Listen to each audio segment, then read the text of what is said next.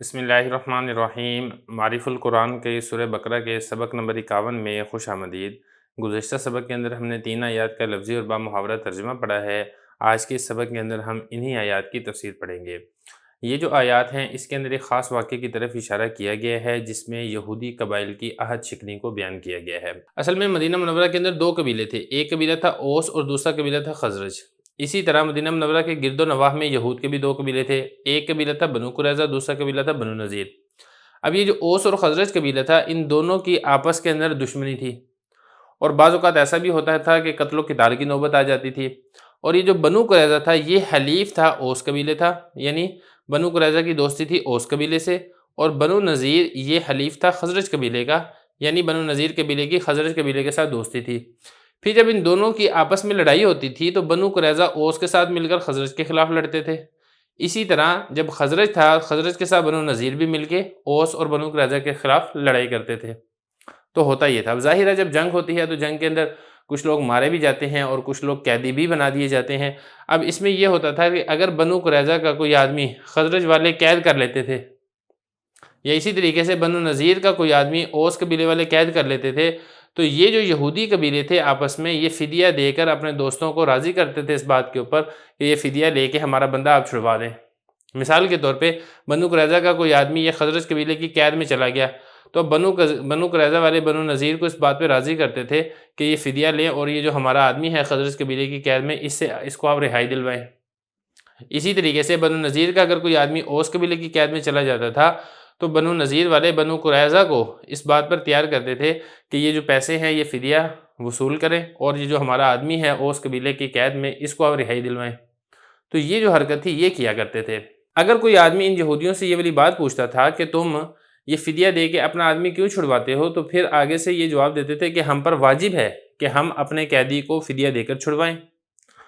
اور پھر اگر ان سے کوئی پوچھتا تھا کہ اچھا تمہارے اوپر یہ واجب ہے تو پھر تم آپس میں قتل و قتال کیوں کرتے ہو، قتل و قتال سے تو تمہیں منع کیا گیا ہے، تو پھر آگے سے یہ جواب یہ دیتے تھے کہ دوستوں کا ساتھ نہ دینے سے ہمیں عار اور شرمندگی ہوتی ہے جس کی وجہ سے ہم ساتھ دیتے ہیں اور قتل و قتال میں شرکت کرتے ہیں۔ تو یہ اس طرح کے ہیلے بہانے کیا کرتے تھے۔ یہ جو آیات ہیں ان آیات کے اندر اللہ تعالیٰ نے ان کے انہی ہیلے و بہانوں کا پردہ چاک کیا ہے۔ اب ذرا آیات دیکھیں، اللہ تعالیٰ فرما رہے ہیں کہ اس وقت کو یاد کرو جب ہم نے تم سے وعدہ لیا۔ وعدہ کیا تھا؟ نمبر 1، تم ایک دوسرے کا خون نہیں بہاؤ گے، یعنی قتل و قتال آپس کے اندر نہیں کرو گے، ایک اللہ کا یہ وعدہ تھا۔ نمبر 2، وَلَا تُخْرِجُونَ أَنفُسَكُم مِّن دِيَارِكُمْ، اور تم اپنی جانوں کو اپنے گھروں سے نہیں نکالو گے۔ مطلب یہ کہ کسی کو تکلیف پہنچا کر، آزار پہنچا کر، اتنا اس کو تنگ کر دینا کہ وہ بیچارہ وطن ترک کرنے کے اوپر مجبور ہو جائے، اللہ تعالیٰ نے اس کام سے یہود کو منع کیا تھا۔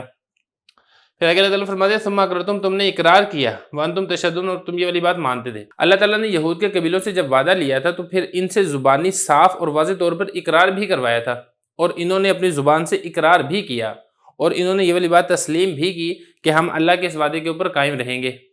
تو اللہ تعالیٰ فرما رہے ہیں کہ تم نے واضح طور پر اقرار کیا۔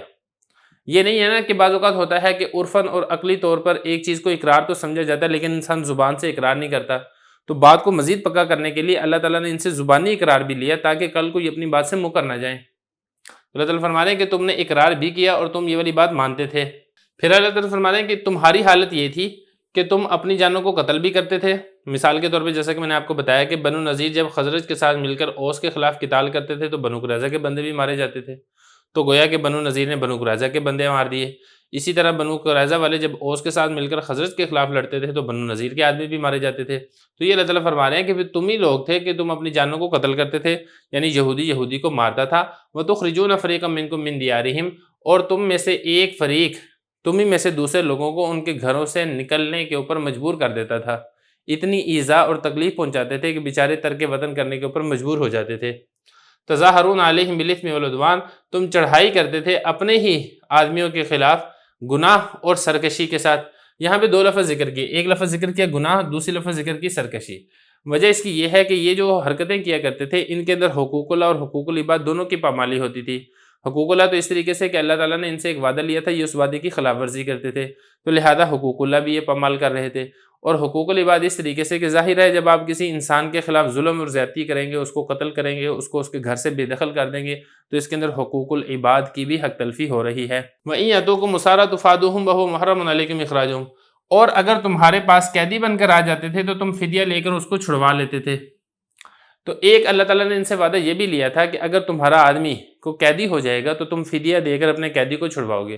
تو یہ کیا کرتے تھے، ان کی سرکشی ایسی ہوتی تھی کہ یہ جو آسان حکم تھا، یعنی قیدی کو فدیہ دے کر چھڑوانا، اس پر عمل کرنے کے لیے تو تیار رہتے تھے، اور اگر ان کا آدمی کو قید ہو جاتا تھا، جیسا کہ میں نے آپ کو بتایا شروع کے شان نزول میں، تو فدیہ دے کے اپنے آدمی کو چھڑوا لیتے تھے۔ لیکن جو دو کام ان کے اوپر اللہ تعالیٰ نے حرام کیے تھے کہ کسی کے اوپر ظلم اور زیادتی کر کے اس کو گھر سے بے دخل کرنا اور اسی طریقے سے قتل و قتال کرنا، اس حکم کے اوپر عمل نہیں کیا کرتے تھے۔ تو یہ اللہ فرمایا وَهُوَ مُحَرَّمٌ عَلَيْكُمْ إِخْرَاجُهُمْ، حالانکہ تمہارے اوپر حرام کیا گیا تھا ان کو ان کے گھروں سے نکالنا۔ تو گویا یہ ہوا نا کہ جو اپنی مرضی اور اپنی طبیعت کے موافق حکم ہوا اس کے اوپر عمل کر لیا، اور جو حکم تھوڑا سا مشکل لگا، تھوڑا سا شاق ہوا، طبیعت کے اوپر ناگوار ہوا، اس کو ترک کر دیا۔ گویا کہ اگر کتاب کے اندر اللہ تعالیٰ کی کتاب میں دو حکم ہیں، ایک حکم آسان تھا اس کو مان لیا، دوسرا حکم مشکل تھا اس کو ترک کر دیا، تو یہ اب کتاب کے اوپر عمل نہیں ہو رہا، یہ اپنی خواہش نفس کے اوپر عمل ہو رہا ہے۔ کیونکہ اگر اللہ کی کتاب کے اوپر، اللہ کے حکم کے اوپر عمل کرنا ہوتا تو پھر سارے حکموں کو مانا جاتا، سارے حکموں کے اوپر عمل کیا جاتا۔ تو یہ اللہ تعالیٰ شکوہ کر رہے ہیں افتؤمنون ببعض الکتاب، کیا تم کتاب کے بعض حصے پر ایمان لاتے ہو؟ کتاب سے مراد ہے تورات، وتکفرون ببعض، اور کتاب کے بعض حصے کا انکار کرتے ہو۔ تورات کا ایک حکم مان لیا، دوسرا حکم ترک کر دیا۔ فما جزاء من یفعل ذلک منکم، نہیں ہے کوئی بدلہ جو شخص تم میں سے ایسا کرے گا۔ بدلہ کیا ہوگا اللہ کی جانب سے؟ الا خزی فی الحیات الدنیا، دنیا کے اندر رسوائی ہوگی، اور اسی طریقے سے یوم القیامت یردون الی اشد العذاب، اور قیامت کے دن ان کو شدید ترین عذاب کی طرف لٹایا جائے گا۔ اب یہاں پہ دیکھیں جو ان کی عہد شکنی تھی، وعدہ خلافی تھی، اللہ تعالیٰ نے دو سزائیں بتائی، ایک تو یہ تھی کہ دنیا کے اندر رسوائی، اور دوسری یہ تھی کہ قیامت کے اندر شدید عذاب۔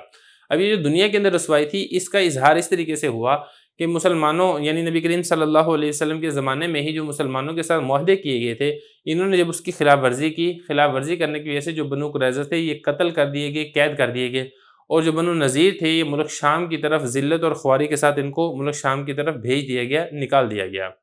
تو اللہ تعالیٰ فرماتے ہیں کہ جو کوئی تم میں سے ایسی حرکت کرے گا اس کو دنیا کے اندر رسوائی کا سامنا کرنا پڑے گا، اور قیامت کے دن اس کو شدید عذاب کی طرف لوٹایا جائے گا۔ اللہ تعالیٰ تمہارے کاموں سے غافل نہیں ہے، جو تم حرکتیں کرتے ہو، اللہ تعالیٰ کے احکام کا مذاق اڑاتے ہو، بعض پر عمل کر لیتے ہو، بعض کو ترک کر دیتے ہو، اللہ تعالیٰ غافل نہیں ہے، تمہیں اس کا بدلہ اور سزا ضرور ملے گی۔ اولئک الذین اشتروا الحیات الدنیا بالآخرہ، آگے اللہ تعالیٰ شکوہ کرتے ہوئے فرماتے ہیں کہ یہ وہ لوگ ہیں جنہوں نے آخرت کے بدلے میں دنیا کی زندگی کو خرید لیا۔ دنیا کی زندگی کو خرید لیا کا مطلب یہ ہے کہ دنیاوی مفاد کو ترجیح دی ہے آخرت کے بدلے میں، اللہ کے حکم کو پس پش ڈال دیا، اور دنیا کے فائدے کے لیے مثال کے طور پر یہی ہے نا کہ بنو نذیر کے خزرج کے ساتھ تعلقات متاثر نہ ہوں، ان کے جو مالی مفادات ہوں گے یا آپس میں لین دین کے معاملات ہوں گے، تو یہ اس کو بچانے کے لیے اللہ کا جو حکم تھا وہ انہوں نے چھوڑ دیا۔